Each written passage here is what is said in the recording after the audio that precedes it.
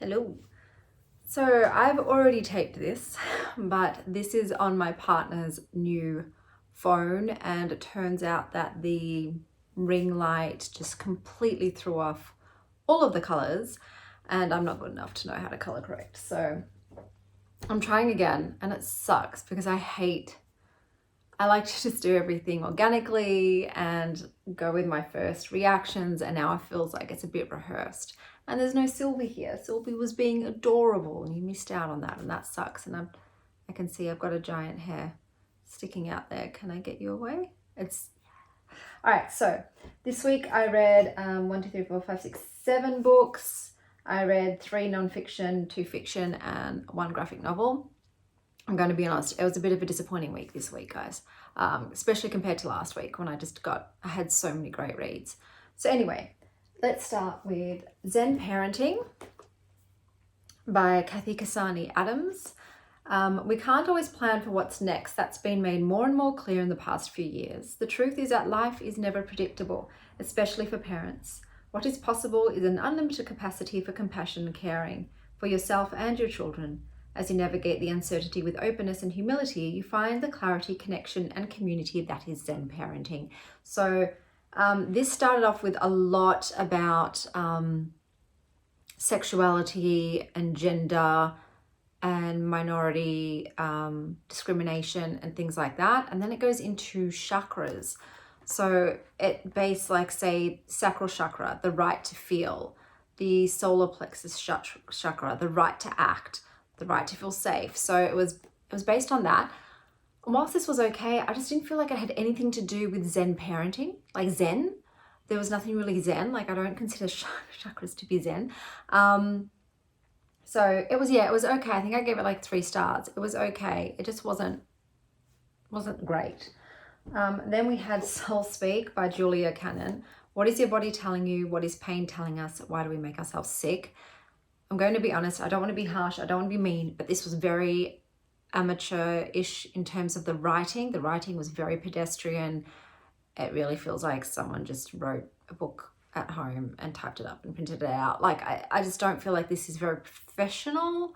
And because of the topic matter, it just lost credibility. So that's what this was about. Like, I'm into woo-woo stuff, but with the poor quality writing, it just felt really like just not substantial, not credible.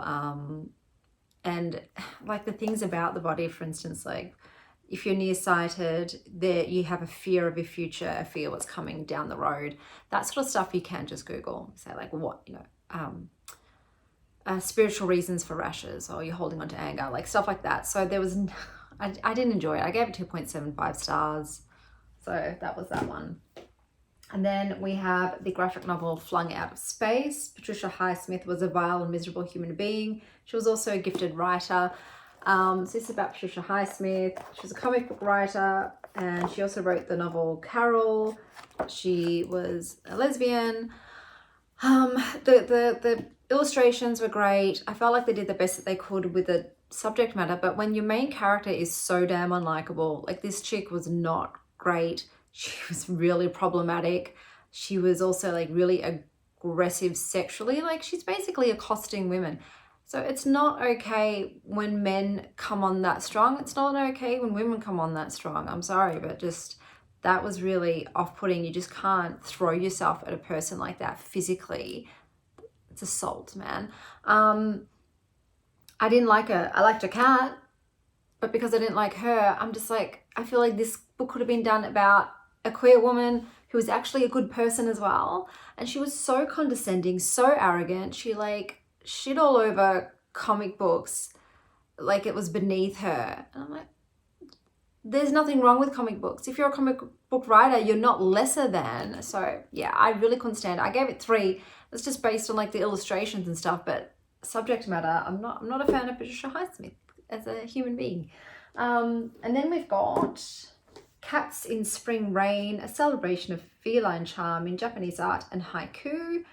There was only one in this like I really liked, and I'll see if I can find it. I think it's on page 30. I was like, no, remember 30, yep. Sleeping, then waking after a big yawn, the cat searches for love. So they're little haikus about cats. Like, I gave it 3 stars because it's about cats. But personally, I don't think the haikus were all that fantastic. Maybe there's a bit of a lost in translation issue going on. But otherwise, it was a very, very average book. I'm hoping to God the colour's okay now. I have a feeling the colour's just not going to work on today's videos. We've got Making Light Work by David A. Spencer. Is work a primordial curse or a spiritual calling, or is it tedious necessity that technology will abolish, freeing us to indulge lives of leisure? This was not what I thought it was going to be. This was so dry, guys. It was just like someone's just copy and pasting like facts from like encyclopedias. There was no like warmth or personal voice to it whatsoever. It wasn't interesting the way it was written. It wasn't entertaining. It wasn't captivating. I think I read almost half, and then I just sort of like flipped through it.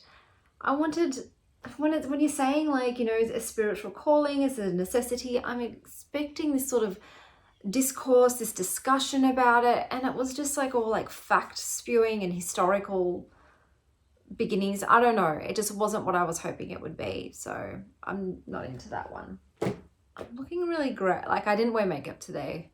I think that was a mistake. These cameras are so, you know, high res and showing all of the truth. And I'm like, I should have masked that a bit, because I'm not prepared to see that today. I've already had a hard day. I don't need to see myself looking so worn out. But anyway, The Dawning of Merwood. I'm going to say Merwood. I think that's how you pronounce it. The Druid by Jeff Wheeler. Some tomes led to learning and others to madness. Aylin was born at Wretched, a lowly foundling raised by the older Maston of Tintern Abbey. Then she's chosen to assist in establishing the new Abbey of Merwood, now the site of a castle in the swampy Burden Mer. Aylin's role is as a knight servant to the Druid Mordaunt, the king's exiled advisor and prisoner. He's clever, dangerous, and invaluable. Despite betrayals, deceptions, and the deadly motivations of others, a girl from the flax fields is about to rise above her station by exploring the potential of the power of an ancient spoken magic. Aylin is coming into her own. So thank God for this book. Otherwise, almost every book I read this week was 3 stars or less. This was entertaining. I just devoured it. You know, when you get into a book and you're just like, I have to read more. I was like next to my kids while they're watching the movie, like, Mummy, watch the movie. I'm like, Mummy's reading, darlings. And then I was next to my salt lamp, like by its little glow, trying to try and see any light on the words so I could keep reading. I liked Aylin. She was a great character. Her progression in terms of her personal growth and her development of skills, and that was believable. She'd just go bang, bang like that, and all of a sudden up level and upskill immensely. So that was realistic. I liked the other characters. I think there's a possible romance brewing between her and Captain Hole or Hoel. I feel it coming. I liked the magic system. There was a bit of sort of religious undertones to it in regards to like, listen to the, what do they call it? The sort of like the power that they tap into. It's sort of the medium. Like, talk to the medium, listen to the medium, do as a medium says. I don't know, I felt a bit religious-y, so I'll see how that continues on in this book. But I enjoyed it. I will continue on. I was hoping to read the next one immediately, but my library doesn't have it. So I've petitioned them to please purchase. So hopefully I'll continue on with that one. And then I think the last book I read was Captain Starlight's Apprentice by Catherine Heyman. Jess is a stunt rider who can outride any man. In the early days of film, she finds her calling playing wild outlaw women who answer to no one until an enormous betrayal leads her closer to the outlaw life than she had ever imagined.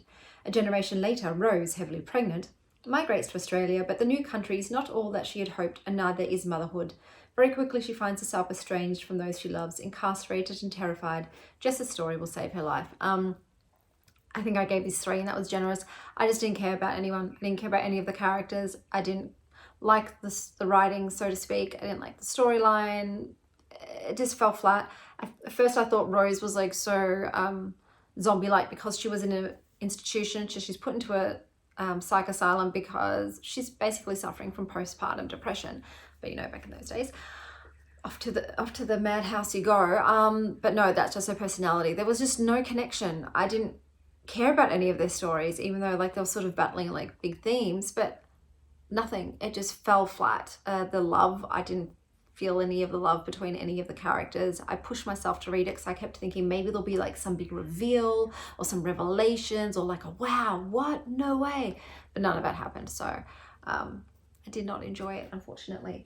So those are all the books I read. The only one that I really liked this week was The Druid. Thank God for The Druid. Otherwise, I would have been a bit crestfallen. This guy in the back here, I don't know if you notice him, but that's my cat pillow. Oh, I say him, but actually it's Marmalade. It's a they.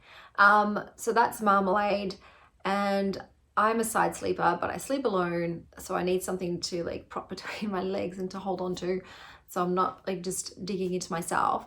And then my kids started stealing Marmalade, and so now I've had to buy them their own cat pillows, but highly recommend. So I've got great company in the evening. So you've probably seen my TBR, the books I'm going to be reading next, because they're library books. And look, I have a Kobo, and Kobo's great for like when I'm going on a flight, when I'm at a like the waiting office somewhere. It's great to have on the go. It's really compact and handy. I'm rushing everywhere. I've got really bad hay fever, and when I get hay fever too, I get hives. But there's nothing like cracking open a book and like the scent, and I just enjoy it. I get into the story so much more when I'm reading. So the first book I'm going to be reading for my TBR is Change Your Life, Awaken Your Potential, Live Your Dreams by Zoe Bosco. I tend to go in between. I have a fiction and then I read a nonfiction. Fiction, nonfiction. Like the nonfiction is a palate refresher for me. I don't know if anyone else is like this. But if I tend to read too many fiction, bang, bang, bang, after each other, they like meld in and they all just ooze into each other. Whereas like this is a full stop in between each nonfiction. But that's the first one I'm going to read on my TBR list next.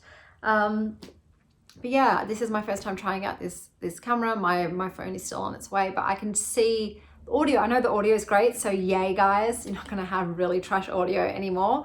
I'm excited about that, but the color is messed up. Like it's very grayed out and I don't know why. Like I'll turn this off completely. Ooh. And see, I'll see in post editing if that changes the color, but turn on a little bit so I'm not full shadow. I'm going to have to play around with it. So you're going to have to excuse me if there's just like my videos are all weird, because I've got to get used to now this new apparatus. But it's a beautiful, glorious day here. I hope you're having a glorious morning, afternoon or evening, wherever you are. And as always, stay wild, star child.